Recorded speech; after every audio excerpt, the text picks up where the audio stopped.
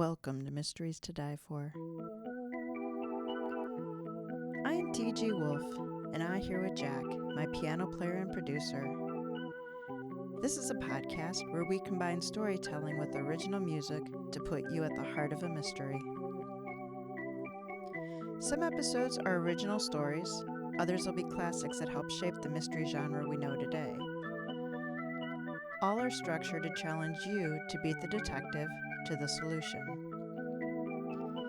These are arrangements, which means instead of word-for-word readings, you get a performance that's meant to be heard. And Jack and I perform these live, front to back, no breaks, no fakes, no retakes, unless the dogs break through the door and run down on us, which has happened. For Season 6, Jack and I have again decided to go ad-free. I do this because I love mysteries, and Jack does this because he loves me. Jack may be a starving college student, but it's because he hasn't quite mastered the wrist motion needed to flip an omelet. We do ask you to support the writers of our show. This week it's Chuck Brownman. Help other listeners and readers find Chuck. In your review of his work, tell him Tina and Jack said hi. Make writing for Mysteries to Die For the best decision he could have made. This is Season 6, Things That Go Jack in the Night. This season contains truly imaginative mysteries around one of the most common words in the English language. From the brandy distilled from hard cider known as Applejack, to that nefarious one-eyed Jack, to the animals, vegetables, fruits, tools, weapons, and slang, the way the word Jack is used in the English language is truly unique, inventive, and, well, just too numerous for us to count. And yes, it's also the name of my piano player and producer. For Episode 2, a lumberjack is the featured Jack. This is Who Felled Lumberjack by Chuck Brownman.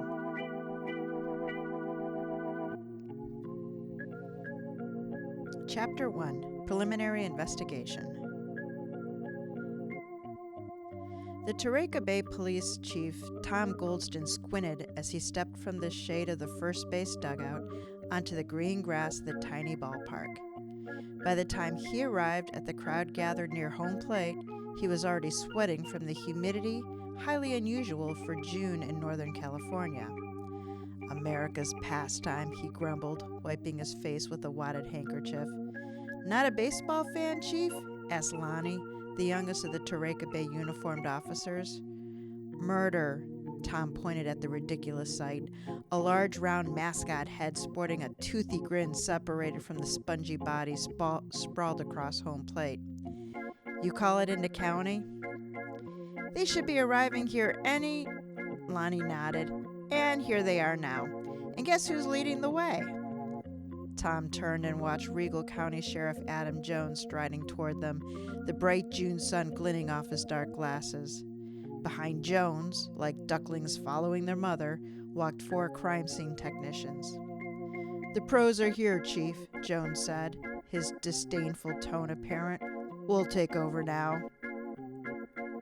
The murder occurred inside town limits, Adam, Tom replied, making sure the chief heard his non-use of his title. My jurisdiction.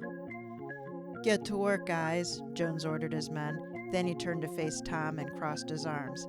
My techs, my equipment, my investigation. Jones was partially right. Too small to have its own investigation resources, Topeka Bay depended on the county personnel. But Tom wasn't going to let Jones' fancy equipment, bigger budget, and political ambitions determine who ran this investigation. Conscious of the quiet that had settled over the crime scene as his cops watched, Tom smiled, projecting a razor-thin confidence. Fine, he agreed. You supervise the backroom technical details. My guys will interview the witnesses and the suspects. Jones's long, rectangular face turned crimson, as though he'd been out in the sun too long. No fucking way you're cutting us out of this headliner case. Tom couldn't resist the urge to slide a dig into Jones. Don't you also have a drug case to solve? Squeezed along California's northern coast by the larger counties of Humboldt, Trinity, and Mendocino, Regal County clung precariously to its perch. although Taraika Bay was dwarfed by nearby better-known cities of Eureka, Euchariah, and Weaverville, and even by Powell Springs, the county seat of Regal County. It stayed independent, proud of its history as an important base of gold mining and logging. These days, Taraika Bay survived through an uneasy pairing of logging and ecotourism. In the last 3 months, Regal County had been hit with an increase in fentanyl-hype drug traffic. The state task force believed the lethal drugs were coming south from Canada and using the Northern California counties, including Regal, as a series of transportation conduits.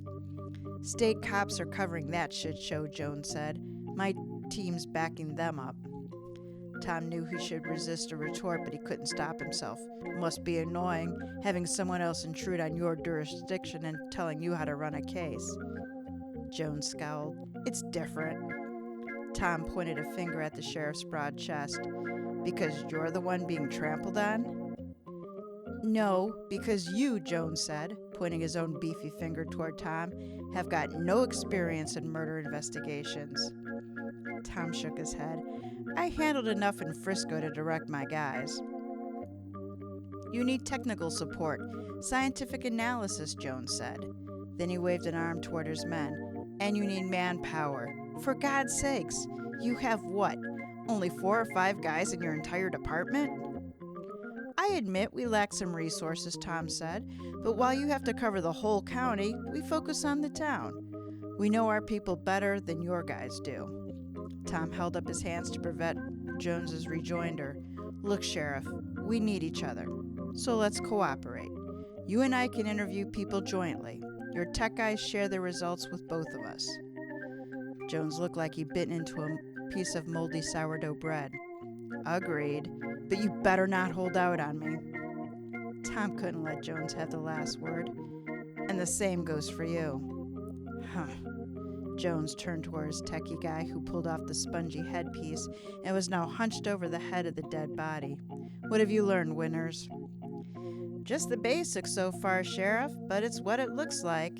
The cadaverous older man pointed to a baseball bat lying next to the body. Blunt force trauma to the back of the head. That's almost certainly the murder weapon. He looked up at the bright sun. This heat? I'd say he was killed around midnight, plus or minus an hour, but he wasn't killed here. Why not? Asked Jones. Not enough blood, replied the technician. Sheriff pondered that a moment. What about this costume the victim's wearing? Asked Jones. Tom spoke up. It's not a costume, Sheriff. That outfit is the team mascot, Lumberjack.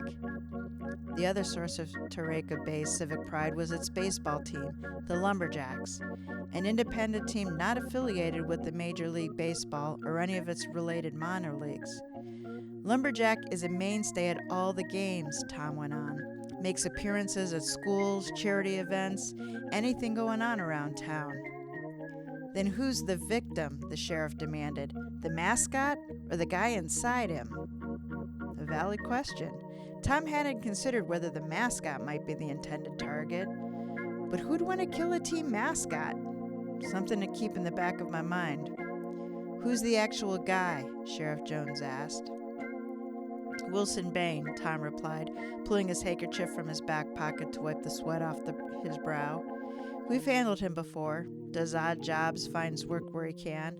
Also an occasional small-time criminal, never anything big or violent. He's usually on the fringes of stuff. I can't imagine him doing anything risky enough to get him killed. Well, somebody disagreed. Sheriff Jones adjusted his sunglasses. And since I assume that he didn't walk around town in that getup, he must have had a place to change. Let's take a look there. As Tom and Sheriff Jones walked back to the Lumberjacks' dugout and away from the other officers, Tom asked the question that had been on his mind since Jones arrived. Why are you really here? I know we don't get many murders here in Taraika Bay, but why come all the way across the county for a murder? Jones looked offended. I protect all the citizens of this. That's a great campaign slogan. Tom beckoned to Jones. Why are you really here? Jones ignored him as they reached past. Tom ignored him as they reached past through the dugout and through the hallway behind it into the cramped room filled with the t-shirts, koozies, and other Jack's marketing gear. They passed through it, poking at various things. "Wallets and keys here," said the sheriff. Tom bent down to examine a stain on the concrete floor. "Look at this," he said. "Looks like recently dried blood." Sheriff Jones knelt beside him. "Sure does. Let's say this is our murder scene. Bain is killed here, still in his costume except for the headpiece. That would have cushioned the blow.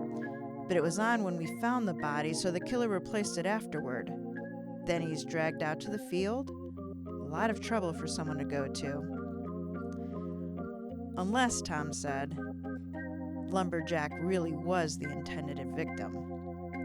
They returned to home plate where Jones' crime scene techs and Tom's uniformed officers still swarmed the body like ants at a picnic.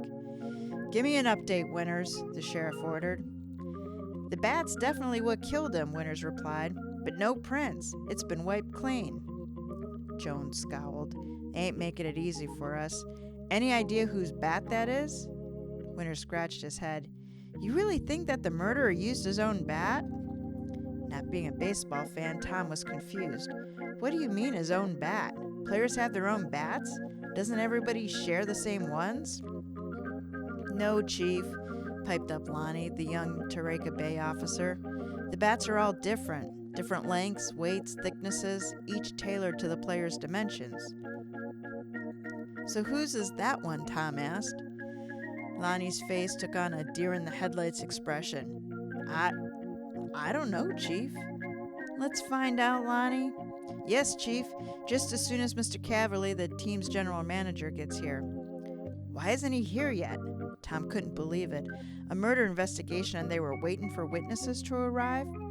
"Today's an off day for the team," Lonnie answered. "Everyone's scattered." Tom knew from his time on the SFPD that every investigation proceeds at its own pace, and life in Tareka Bay was definitely slower than the big city, but still. He walked around to try and generate some breeze. As he did, he saw Sheriff Jones sidle up to Lonnie. Odd. Tom eased closer. "Doesn't Franklin Langford own the team?" Jones asked Lonnie. And there it was, Jones' reason for being here. The Jacks, as they were known, had been owned for several generations by the Langford family, whose logging interests and aggressive business tactics had helped grow the town since the late 1800s. These days, the family businesses were run by the current head of the family, Franklin. Rich and powerful, he'd be a valuable ally to anyone with sights on a political office. The case just got more complicated.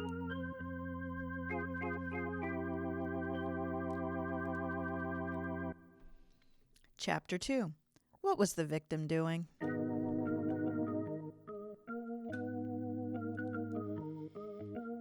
Tom pulled up on the shoulder of Highway 37 and walked up the path to the rundown wooden shack that had been Wilson Bain's home. After determining that Bain had been killed at the stadium, he and Sheriff Jones decided to split up, with the sheriff actively running the crime scene and Tom doing the background on the victim. He'd been happy to get away from Jones, with his attitude, ambition, and all his fancy, expensive gear. Modern science helped solve crimes, sure, but Tom still believed in personal attention to investigations, seeing evidence for himself, asking questions in person, and noticing how people react. The shack was located on a wooded piece of land on the outskirts of Tareka Bay. Approaching the front door, formerly painted a light blue but now peeling and spiderweb with cracks, Tom could hear a stream burbling from behind the shack, probably just an offshoot of the Klamath River with barely enough fish to feed Bain. Accustomed as he was to the sounds and activity of town, the silence out here gave Tom the creeps. He looked around. No sign of life. Just as dead here as Bain's body at the stadium. He knocked on the door but got no answer. He tried the knob. The door was unlocked and squeaked as he pushed it open. Stepping into the darkness from the bright day outside, he took a moment for his eyes to adjust. But even before they did, The smell overwhelmed him, a combination of spoiled food and mold or some germy disease. With his eyes now adjusted, he saw that the interior was one large open room surrounded by the same kind of rough-hewn walls he'd seen outside. Dishes were piled haphazardly in the sink, trash strewn everywhere. In one corner stood an unmade bed. Don't touch a damn thing. He told himself it was to avoid disturbing fingerprints, but deep down he knew he didn't want to contact whatever germs were growing on Bain's possessions. Tom pulled out his baton and moved things around, just to see if there was anything here. Didn't look or smell like it. Ready to leave, he stepped toward the door. Just then, the door creaked open, squeaking again. Tom moved against the wall beside it and unholstered his gun. As the door pushed inward, Tom could make out a man's figure silhouetted against the sun. The stranger closed the door behind him, then moved deeper into the room. Anticipating that the man's eyes would take a moment to see clearly, Tom inched closer. "Topeka Bay Police, keep your hands where I can see them," he ordered. The person froze, then thrust his hands in the air. "Don't shoot! I'm unarmed!" "Turn around," Tom said. When the figure complied, Tom recognized him. Boomer Cordelio, another two-bit criminal who spent most of his time in town or county lockups for misdemeanor offenses. Boomer was no threat. Tom lowered his gun. "What are you doing here, Boomer?" "Chief Goldston?" Boomer turned to face him. "What are you doing in here?" "Answer my question, Boomer." Tom fixed the thief with a hard stare. "I'll have to take you in for breaking and entering." It's not like that, Chief," Boomer stammered, already starting to sweat. "I fronted Wilson $40 and he said he'd pay me $50 last night, but he didn't show, so I figured I'd come here and bust his lazy ass out of bed." "Where was he getting the money?" Tom asked. Boomer looked around the empty room. "Where is he? Did he get busted again?"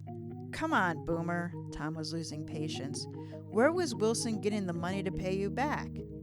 "Don't rightly know, Chief. He looked like the cat that ate the canary. Real pleased with himself. He told me his ship was sailing." "Coming in, you mean? Wilson said my ship's coming in?" Boomer looked confused, then shrugged. "Tell you the truth, I didn't pay him no mind. I just assumed he made some score, and I wanted my money before he blew it all on booze and drugs."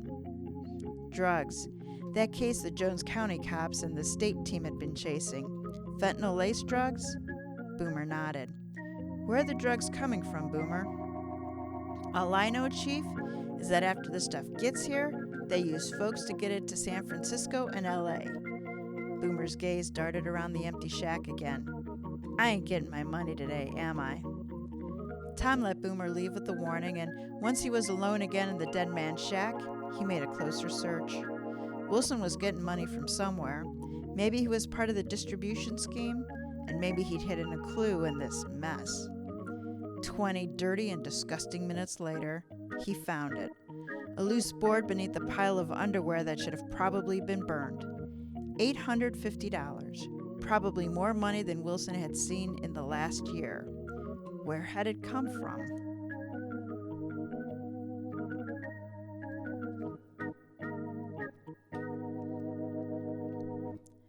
Chapter 3. The Team's Owner. After placing the money into an evidence bag and locking it in his trunk, Tom headed back to the stadium in town to check on how the other part of their investigation was going. He called Walt, his most senior deputy. "We're gathering the different pieces of evidence, Chief, but the sheriff's not here." Tom felt a boat of anxiety run up his spine. "Where'd he go?" "I thought I heard him tell one of the guys he was headed to Langford House," Walt said. Tom disconnected. Damn Jones and his ambition. Tom turned sharply and headed to Redwood Estates, Topeka Bay's toniest neighborhood, which was dominated by the Langford mansion. After announcing himself through the electronic gate, driving the quarter-mile past the front lawn that looked like a golf green, and pushing past the butler, Tom found himself facing Franklin Langford and Sheriff Jones looking very cozy together. Sitting on matching club chairs in the book-lined study with framed maps on the walls, each man held a crystal tumbler filled with a smoky amber liquid. "Come in, Tom, join us," Frank Langford said, waving him closer and beckoning to an empty chair. Langford was still the same brawny guy he'd been 20 years ago when he'd captained the high school football team, but a couple of decades since had turned some of the muscle to flab. "Sheriff Jones was just filling me in on this awful drug situation we've got here in Royal County. And now poor Wilson's death on top of that? You guys have got to get a handle on all this, and soon." He picked up a decanter that matched the glasses. "Drink?" Tom held up his hands, palm out. "Little early for me, Frank." Langford grinned, an expression Tom had seen all too often in high school when Frank and his teammates harassed him.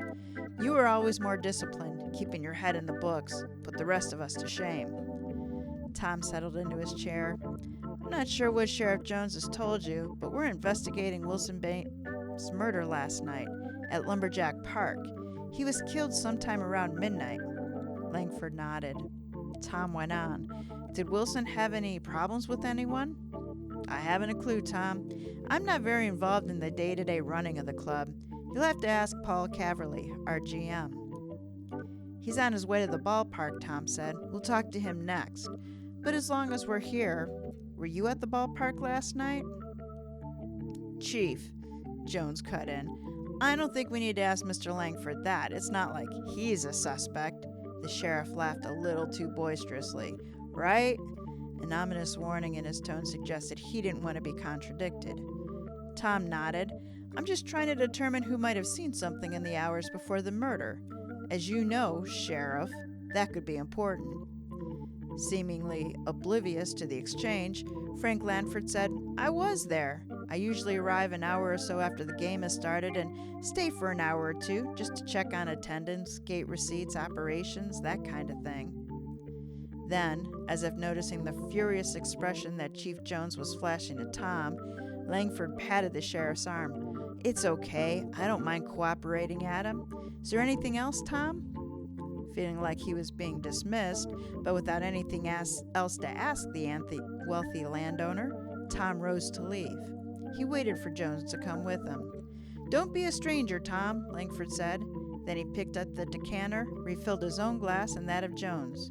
"Sheriff, let's finish that conversation about the drug situation, shall we?"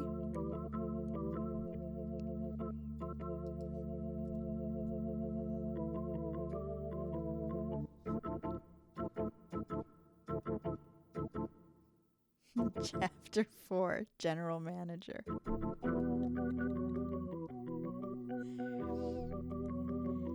Tom arrived back at the ballpark, still steaming. The meeting with Frank Langford brought back memories of high school, where the rich kid and his pals stared at the school sports teams and walked around like they owned the place. Of course, they sort of did, since their parents were responsible for the majority of the school's outside donations. Tom's family, like most others, was working class. His mom took care of the home and kids while his father worked at a paper mill. Screw it. Let Frank drink with his new best buddy, Adam. I have an investigation to conduct. Tom found Paul Caverly in the GM's small office upstairs. The space was neat, filled with 2 computers, a half-dozen screens, and not a scrap of paper to be seen. Caverly was in his 30s, tall, thin, and wearing a dress shirt, slacks, and wire-rimmed glasses. "You run the team's day-to-day business, right?" Tom asked. "Tell me why you hired Wilson Bain to be lumberjack." Caverly cleared his throat and adjusted his glasses. "Well, it was Mr. Langford's idea. He'd gone to school with Bain, and he told me the man had had some tough breaks." Crap!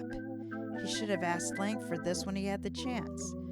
I'll get as much info from Caverly as I can, then figure out how to circle back.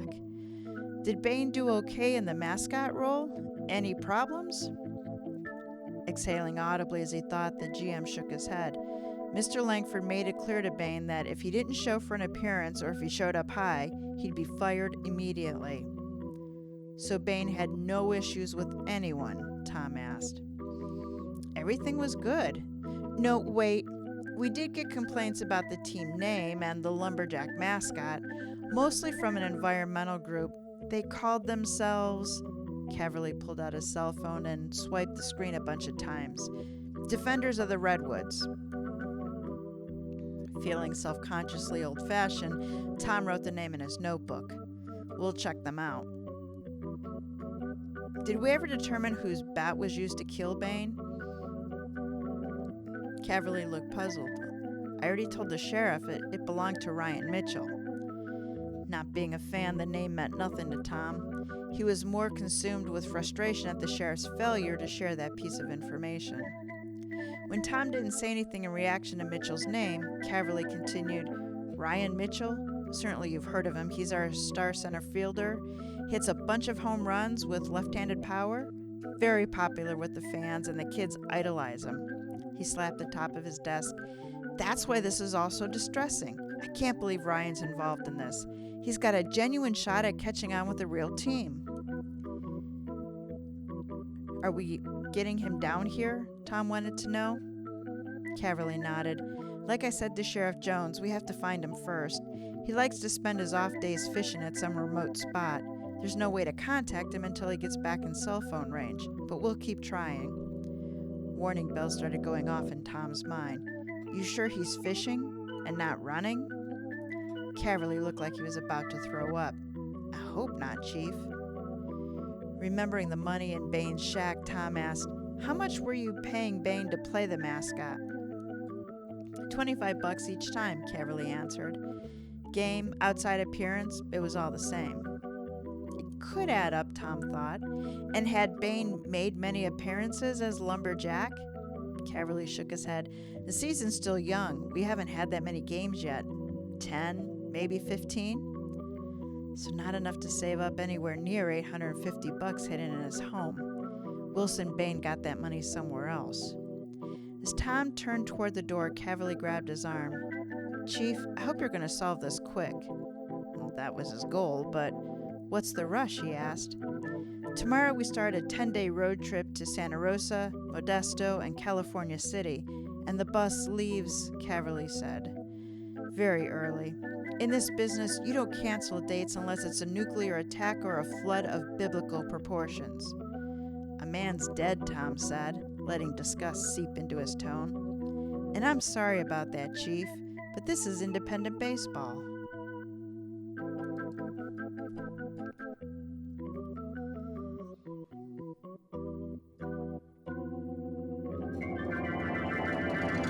Chapter 5.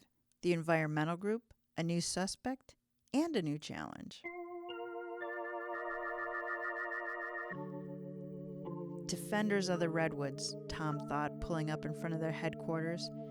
Questioning them seemed like a waste of time, since it was unlikely that the group had anything to do with the murder of the baseball mascot.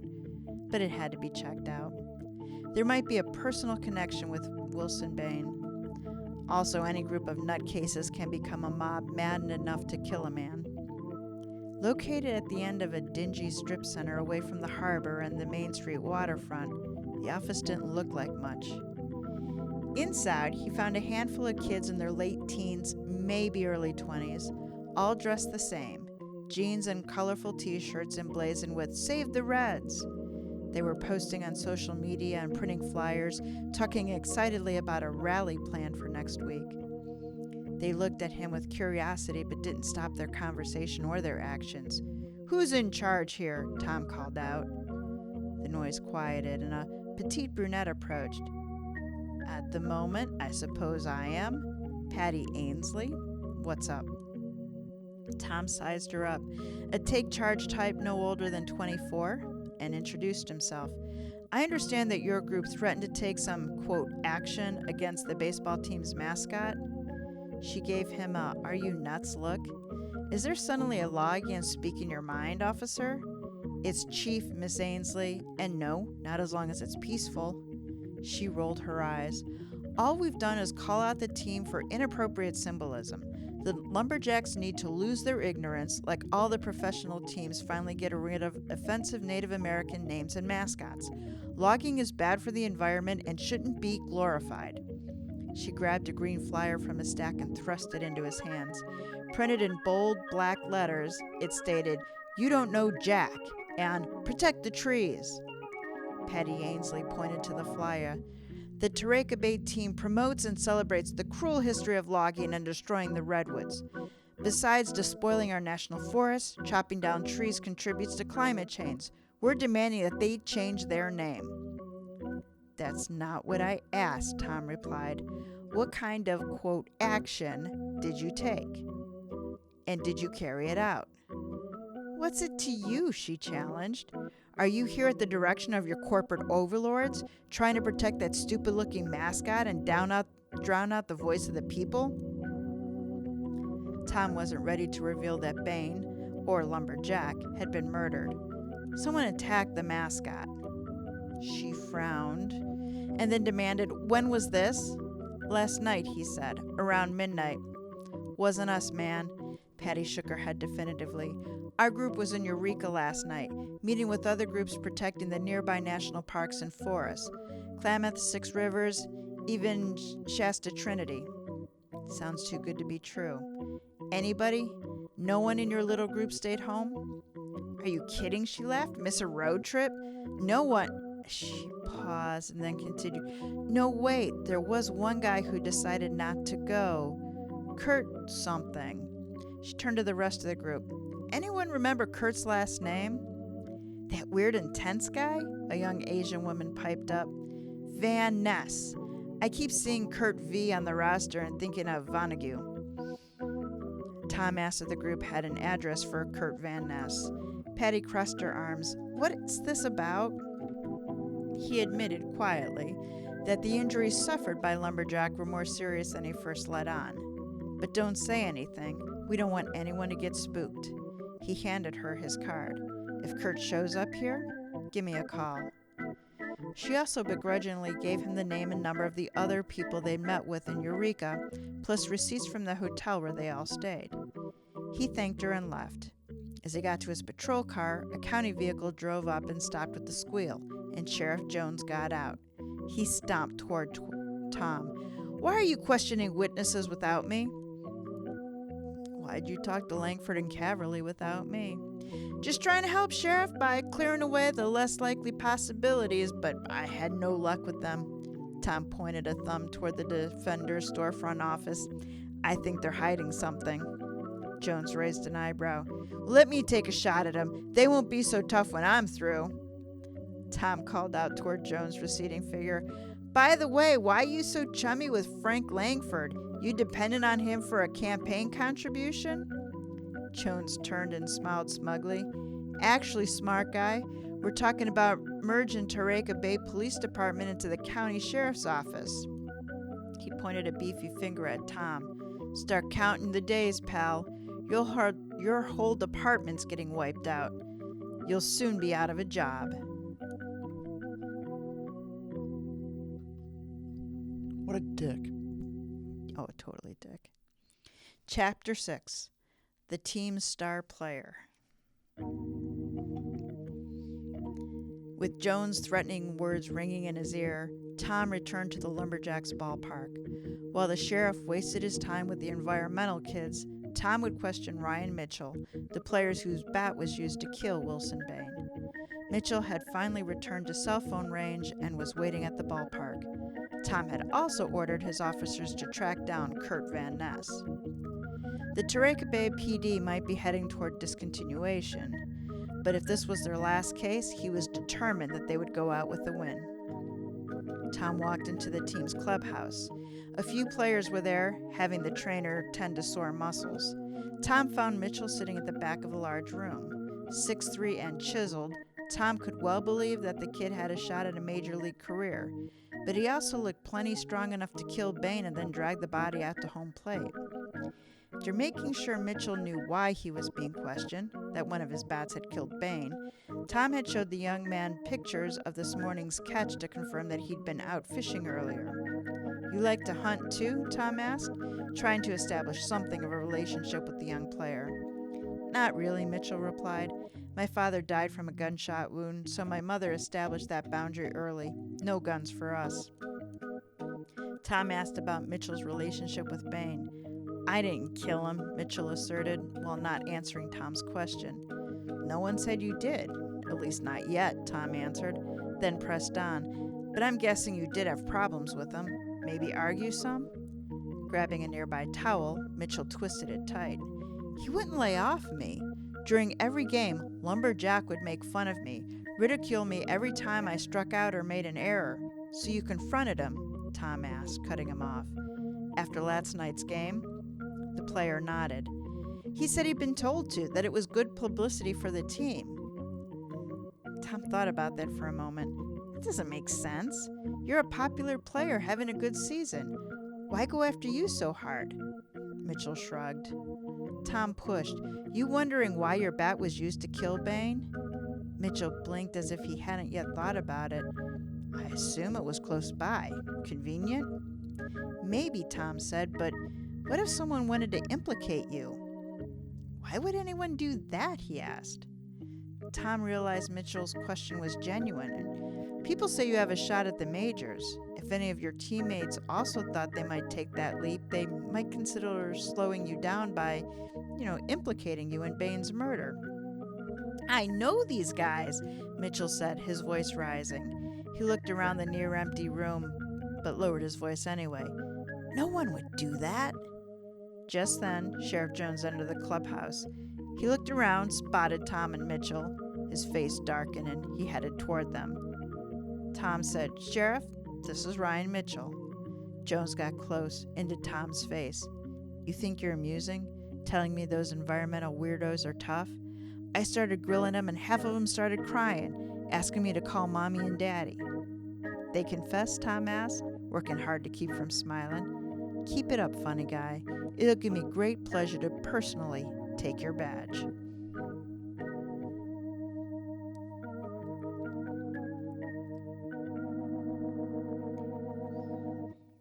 Chapter 7. A conversation about independent league baseball. While Sheriff Jones questioned Ryan Mitchell, Tom stepped outside for some fresh air and to think. In the 5 or so hours since he'd gotten the call about finding the body, he hadn't stopped. Now it was mid-afternoon and he realized he missed lunch. With that realization came the second one. He was hungry. Turaca Bay had its share of cafes and fast food franchises, but Tom hated taking time away from the investigation to eat. He felt that he had most of the pieces of the puzzle but couldn't make them fit. Better to find something around the ballpark to munch on. He poked his head into Paul Caverly's office. The Lumberjacks' general manager was talking to a young blonde staff member but stopped when he saw Tom. Is there something else, Chief? Embarrassed, Tom admitted he was simply looking for something to eat. Caverly assured him that the team often used excess ballpark food for the staff and asked the staffer to get Tom a sandwich. Then he beckoned Tom into a chair. How's the investigation going? Or am I not supposed to ask? Standard procedure is not to talk about it, Tom said. And frankly, I wouldn't mind a few minutes break from the case. The GM nodded his understanding. I'm curious, though, Tom said, gesturing toward Caverly's diplomas. You got a nice business background. How did you end up in Turaca Bay running a baseball team that has no affiliation with the Major League club? Caverly chuckled. Investment banking and venture capital weren't my thing, but the analytical and logistical challenges appealed to me. Sure, it looks like a simple operation, but it's more complex than you might think. Lots of moving pieces. Uniforms and equipment, travel, food, entertainment, so the ballpark experience is more about baseball. On top of that, there's also finding, signing, and handling the players. More than meets the eye, Tom thought. Plenty of young hopefuls and over-the-hill retired players to go around, aren't there? Yeah, unfortunately, the has-beens still want a major league paycheck, Caverly said ruefully, and some of them pack their egos right next to their mitts. But you need a few of them for the name recognition with the crowds and to help sell the young guys that they're going to get some major league mentoring. So it's more a question of finding the right ones. Tom nodded his understanding. You auditioning for a spot in the major league's front office? Caverly smiled, shrugging. Smart management through a crisis is the best way to showcase your skills. You never know who's watching. And maybe first you create a crisis in order to show how well you manage it. The blonde staffer returned with the turkey sandwich for Tom, who then asked Caverly, "The boss gave the okay for the route on the road trip?" Caverly shook his head. Instead of taking the direct route, he wants another publicity tour for the team, wants them staying on Highway 1 through Fort Bragg, Manchester, and Point Arena before turning inland into Santa Rosa. The players hate those tours, the blonde said, looking personally put out. It adds hours to the trip and only a handful of people show up at each stop. And then they got a game that night. You think I don't know that? Caverly snapped harshly. But it's Langsford's team, Jamie, so we carry out his orders. Set it up, then let the manager know. He can take the heat from the players. Jamie gulped and nodded, then left quickly. Caverly stepped back and rubbed his eyes. Langford doesn't make it easy, does it? Tom observed. These last-minute travel detours play havoc with costs and time, Caverly admitted. Langford's right in principle. The publicity should help, but then he picks places that don't generate much added attendance, so it's hard to see the benefit. Tom laughed. You're not from around here, and it's showing. Those towns are all dog-hole ports, places that have logging histories and small harbors. I'll bet Langford has buddies scattered up and down the coast and wants to show off the jacks to them. But the team operates on a shoestring, a pretty thin one, Caverly said, not giving up the argument. Why lose more money showing off to his friends? As Tom polished off the last of his sandwich, he said, Langford's got plenty of money. Might as well use it to boast.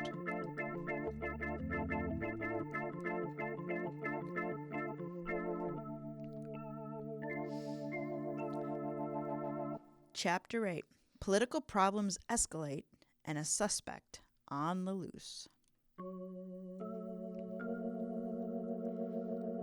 Tom left Caverly's office and walked downstairs and onto the field. The grass shone and glistened in the afternoon sun and summer humidity. He turned over in his mind everyone he talked to and what they'd said, but no clear picture emerged. It was like working on 3 different jigsaw puzzles at the same time and having the pieces mixed together. Hey, Goldston! Tom turned around and saw Sheriff Jones crossing the field, headed straight for him. Any progress? Tom asked.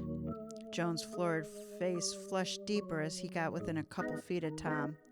If you keep getting in my way, I'm going to make sure you never so much as write a parking ticket. You can't expect me to assist in the demise of my own department, Sheriff, Tom said. If I could get you to agree to fight against merging... No fucking way, Jones spat. This county doesn't need multiple forces. Best to consolidate under one person. You? Tom scoffed. A smug look creased the sheriff's long face. If the badge fits. Tom's worry and anger combined and boiled over.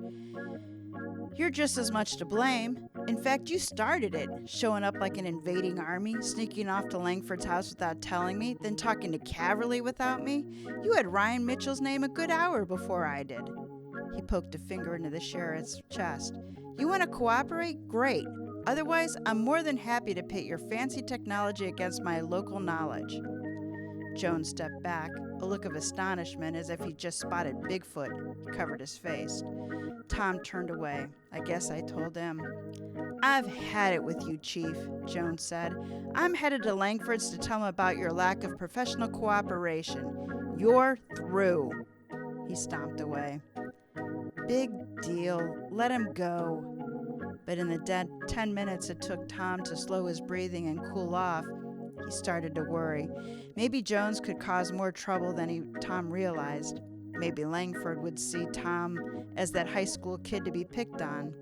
Maybe. Tom sighed. Better try and fix this.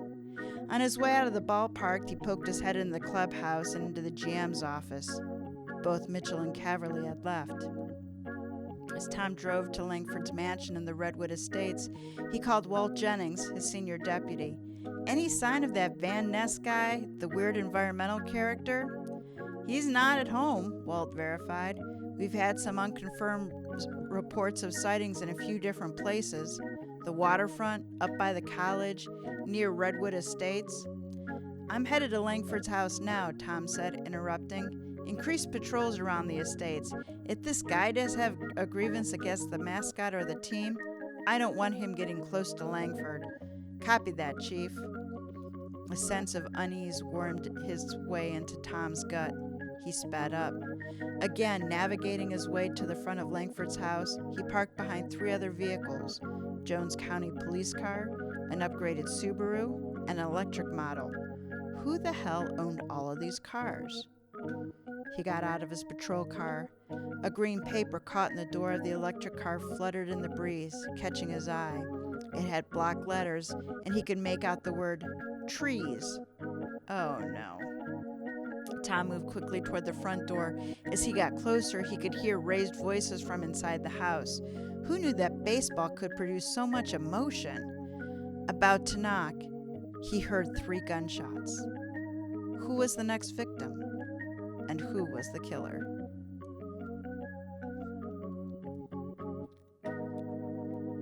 Okay, Jack, we've reached our deliberation. I don't know, man. This is one of those mysteries where it's like the story's been fun, but I don't know if the mystery, because if it's who I think it is, which is the guy who's just running around, the Van Ness dude, then it's like, well, yeah, obviously. Well, let me remind our listeners first that those lovers of mystery books, readers, to check out our print and ebooks. Our companion book for Season 4, A Word Before Dying, and Season 5 are available now, and that the companion book to this one will be released on September 12th. The dimes and quarters from the book sales do support our podcast and keep Jack in Mike and Oxcourt. So now it's up to us to help Chief Tom Goldston save the Tioga Bay Police Department by solving the murder of Wilson Bain, a.k.a. Lumberjack. You ready, Jack? Here are the people that Tom has interviewed in the order he has talked to them. Alrighty. So Van Ness isn't even on it because they didn't even talk about it. Remember? I'm going to shut up now. All right, keep going. Franklin Langford, owner of the Lumberjacks, who hired Bain to be the mascot. Yeah, okay. Boomer Cordero, low-level criminal who Bain owned money. Okay. Paul Caverly, the Lumberjacks GM who oversaw Bain. Yeah, okay. Well, I guess he didn't actually speak to Kurt Van Ness, but he learned of Kirk Van Ness, defender of the Redwood who would no-showed on the road trip. All right. Ryan Mitchell, the Lumberjacks' best player. Okay. And then I'm adding in Sheriff Adam Jones because, yeah, he's a total complete asshole. So here's the thing. I feel like the fentanyl thing is bigger than I'm imagining it actually is, because why in the world would Frank's the owner, right?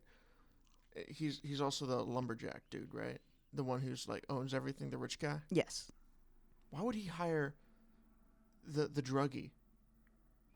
The guy who died? Why would you hire him for that? Even if you felt to be the pity on him. mascot? Yeah, to be the mascot. That, like, the whole idea that they were friends in high school, that doesn't make sense. Do you want to hear the clues? Okay. Okay, so Wilson Bain was found dead on home plate in the lumberjack costume. We knew that. He was killed in the stockroom with his head.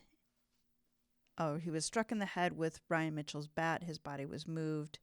His wallet and ID were taken. He died around midnight. Okay, we knew all of that. I'm going to skip some of these because they aren't actually clues. They're more like notes. Patty Amesley claimed that her group wanted the Lumberjacks to change their name and show, the support of, I guess, anti-logging. Her group was on a road trip at the time that Bain died, except for Kirk Van Ness, who no-showed. Ryan Mitchell was getting picked on by the mascot and had words with him after the game. He didn't know that he'd been killed, and especially not using his bat. Paul Caverly didn't have a problem with Bain. The guy showed up sober and did his job. He was at the ballpark for the game. Now he has a problem with his boss, Langford, who wants to detour his team to wide spots across the region for big costs and small benefits.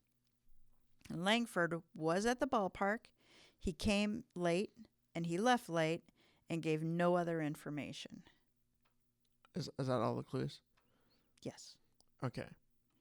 So if Sheriff Adam A. Holt Jones has his way, Chief Tom Goldston is down to his final out. So, Jack, it's up to you. It's time to hit it out of the ballpark. Who killed Wilson Bain? I don't know. That's the stupid thing.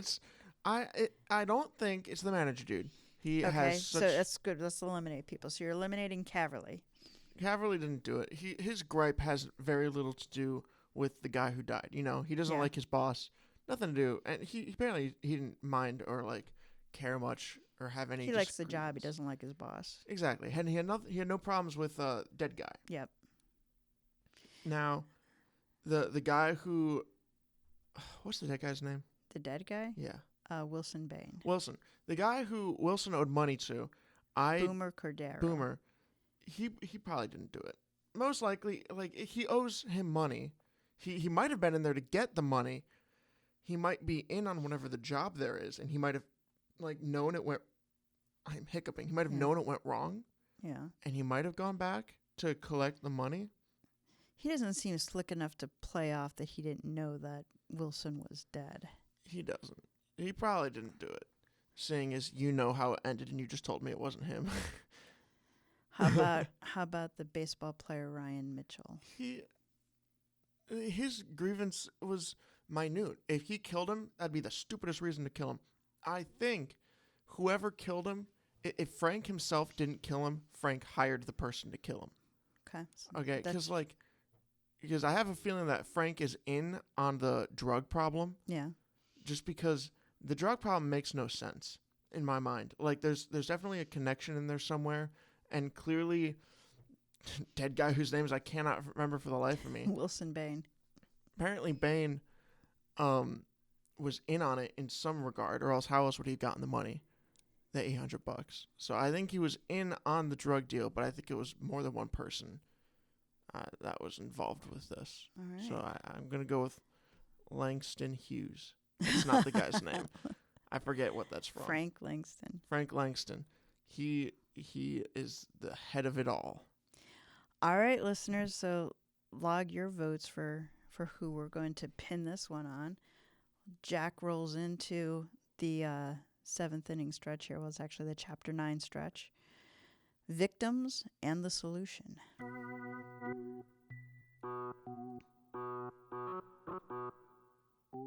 With an adjustment of the keyboard. Gun out in front of him, Tom entered the study. What he saw was carnage, like a battlefield after the smoke cleared. Beside Tom, a man he guessed was Kurt Van Ness was moaning, blood pouring from a wound in his chest. Tom took the man's hand and told him to keep pressure on the wound. Help was on the way.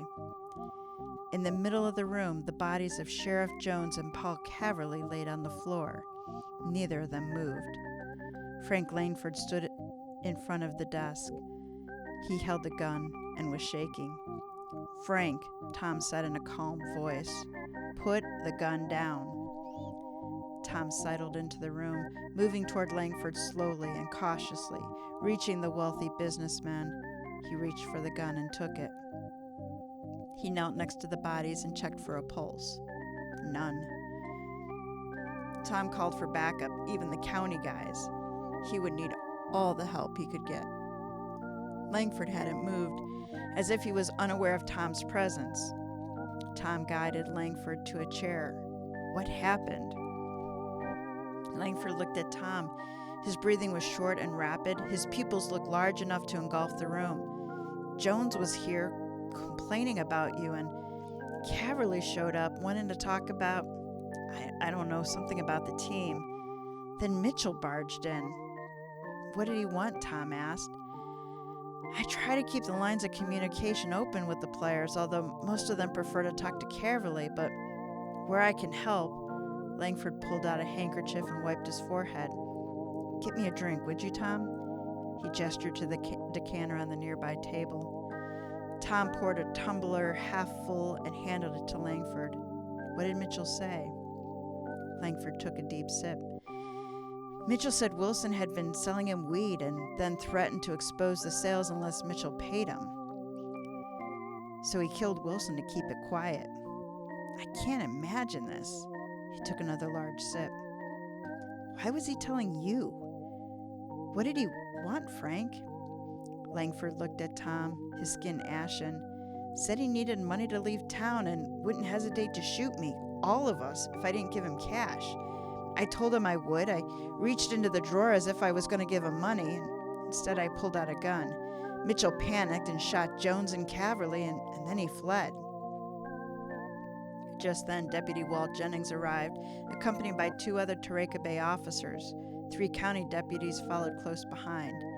Tom gave them a brief summary of what had occurred, ordered an APB on Mitchell, and then returned to where Frank Langford said, "Frank, what about Van Ness? How did he get shot?"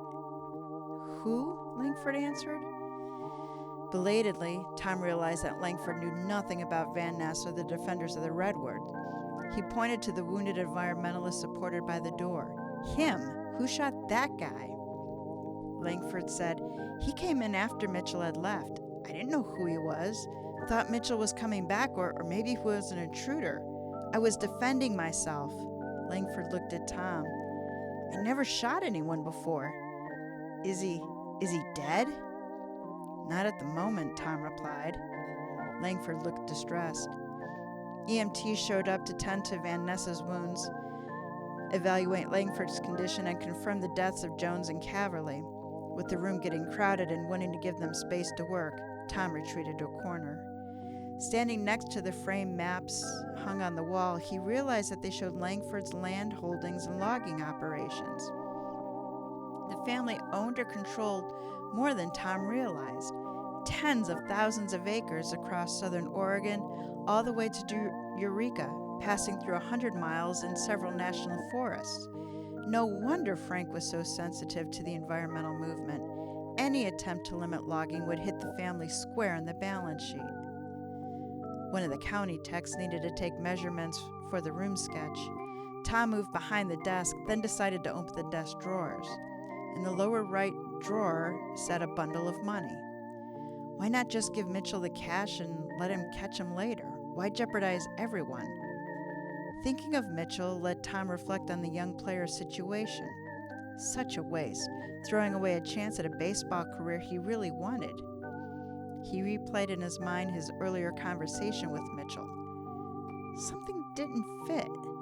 His thoughts were interrupted by the EMT saying that they'd stabilized Van Ness and were taking him to the hospital. He'd be held in custody until they sorted all this out. Tom watched as the county crime scene techs covered the body. Tom had his issues with Jones, but he certainly didn't wish this on the man. His mind turned to the conversations he'd had with Caverly. The GM had seemed like a nice guy, and he certainly enjoyed running the lumberjacks.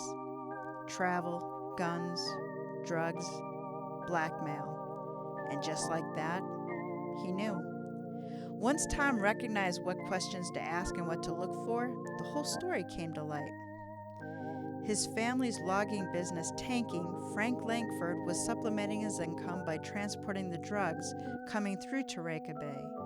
He used the transportation of the felled logs and the movement of the team's bus to move the drugs from Oregon to Sacramento and San Francisco. That was the reason he insisted on the publicity tours that didn't generate much attention. Langford really had hired Wilson Bain to play lumberjack because he felt sorry for his old high school pal, but Bain tumbled into Langford's drug involvement and blackmailed him to keep quiet. With Bain's demands increasing and terrified that the truth would come out and ruin him, Langford decided to kill Bain and set up one of his players to take the blame. But which player?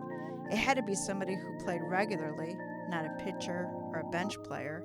After settling on Mitchell, he instructed Bain, in his lumberjack role, to make fun of Mitchell. Good publicity for the team, and it would establish Mitchell's so-called motive for murder.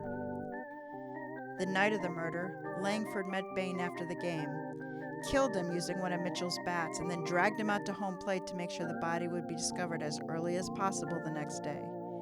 He left the murder weapon, Mitchell's bat, next to the body to speed along the investigation and put the mascot's head back on Bain to confuse the investigation in case Mitchell alibied out. But to his surprise, the cops didn't arrest Mitchell right away. So when Jones showed up at Langford's home to lodge a complaint against Tom, Langford saw it as an opportunity. kill Jones and blame Mitchell, counting on Langford's reputation and the cops' revenge to overwhelm any alibis that Mitchell might offer up. Caverly's appearance didn't change the plan. It just added to the list of Mitchell's, quote, victims. But after he shot them, Van Ness appeared. Not knowing who the man was, Langford actually thought he was in danger and shot him in self-defense. The next day, Tom was talking to Ryan Mitchell at Turaca Bay Jail. With the death of their GM and mascot and the arrest of the owner, the Lumberjacks had suspended all games until further notice. Mitchell was being held as a witness against the drug traffickers. "I still don't understand how you figured all this out," Mitchell said. "It was something you said," answered Tom. "You told me how your mother didn't let you use guns. Once I remembered that, I started questioning Langford's whole account of what happened at his house. And when I saw how much land he really controlled, Sheriff Jones's drug case started to make more sense." Confronted with more questions than he counted on, Frank confessed and turned against the drug manufacturers in return for a plea deal. "I'm just glad it worked out," Mitchell said. "I wouldn't have wanted to go to prison for the rest of my life." "Me too." Tom took a sip of coffee. "I'm guessing your path to the majors is over?" "Maybe," Mitchell said. "But professional sports are full of guys getting second and third chances, so who knows? In the meantime, I'm going to practice even harder." Tom wished him well and went back to work. For now, his police department was safe from being discontinued, and he had a town to protect.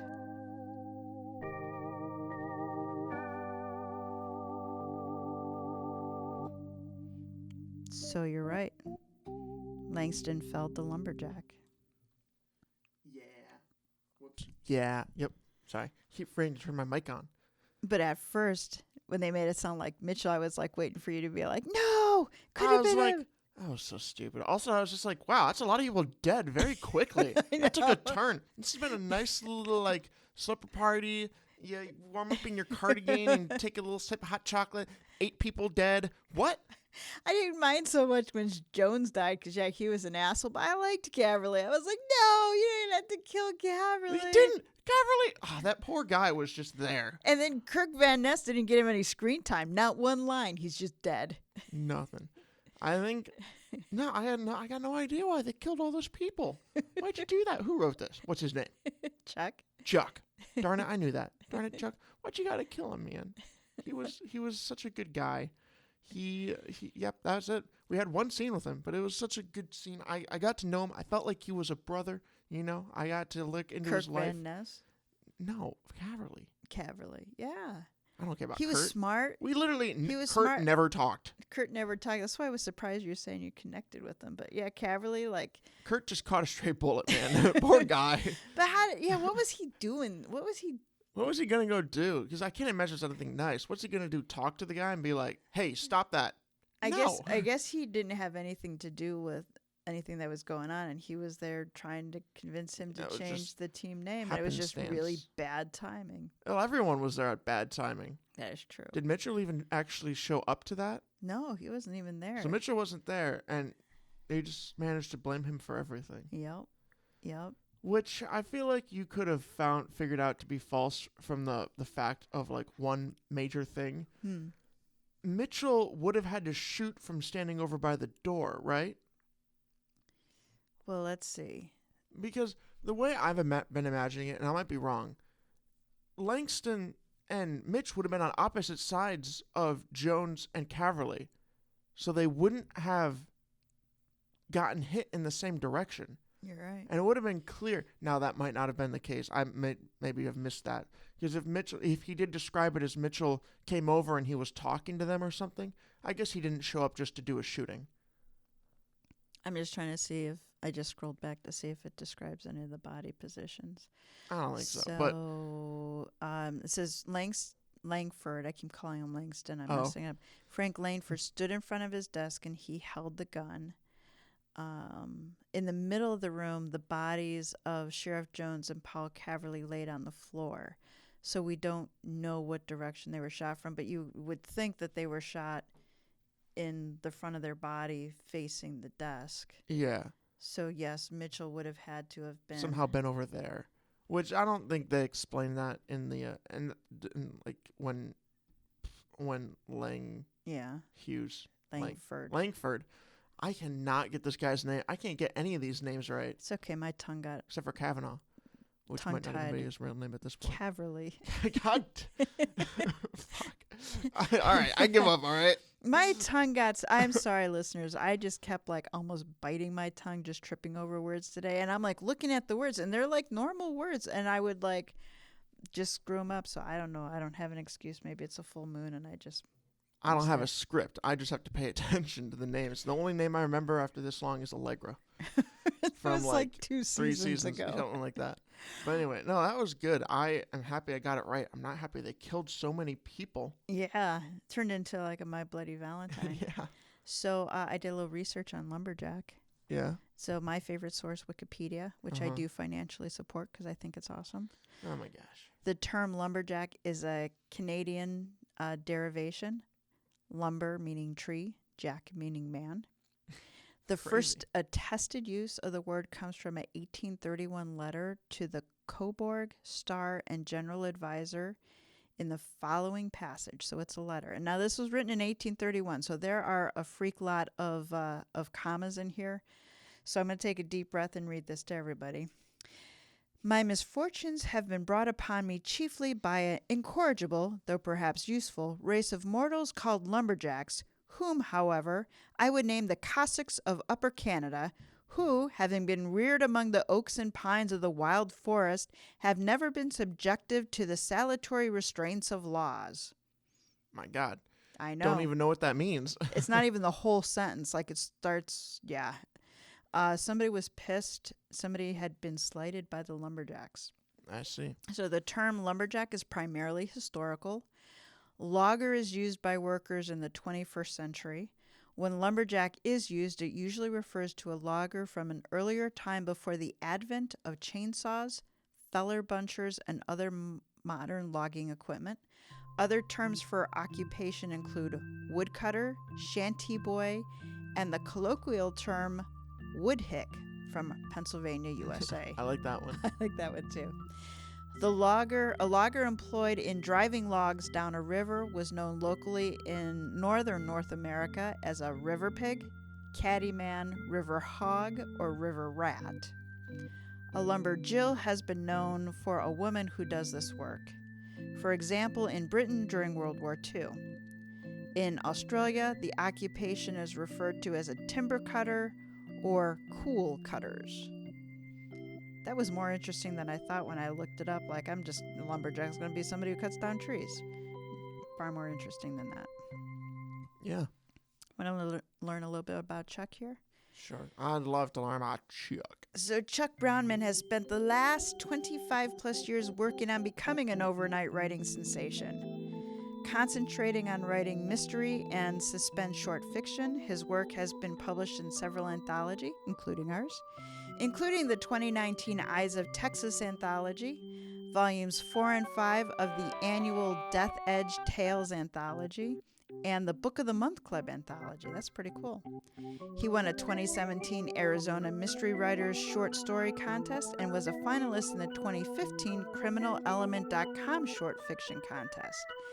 His stories also appeared on MysteryNet.com site. Now in real life, Chuck is a Houston-based corporate and energy attorney, advising and working for some of the country's most entrepreneurial companies. He is also an adjunct professor of law and has spoken at legal seminars for many years. And he kills people for a hobby. Well, that's a weird way to put it. Well, so do I. All right, fair enough. So that wraps up this episode of Mysteries to Die For. Please do support our show by subscribing, telling a mystery lover about us, giving us a 5-star review. Check out our website, tgwolff.com/podcast for links to this season's authors. Mysteries to Die For is hosted by us, TG Wolff and Jack Wolff. Who Felled Lumberjack was written by Chuck Brownman. Music and production are by Jack Wolff, and episode art is by TG Wolff. Join us next week for a toe tag, which is a first chapter in a fresh new release. And then we'll be back in 2 weeks for episode 3 in this season. It's another really good Jack story. All right, we're going to stay with organ music for our outro.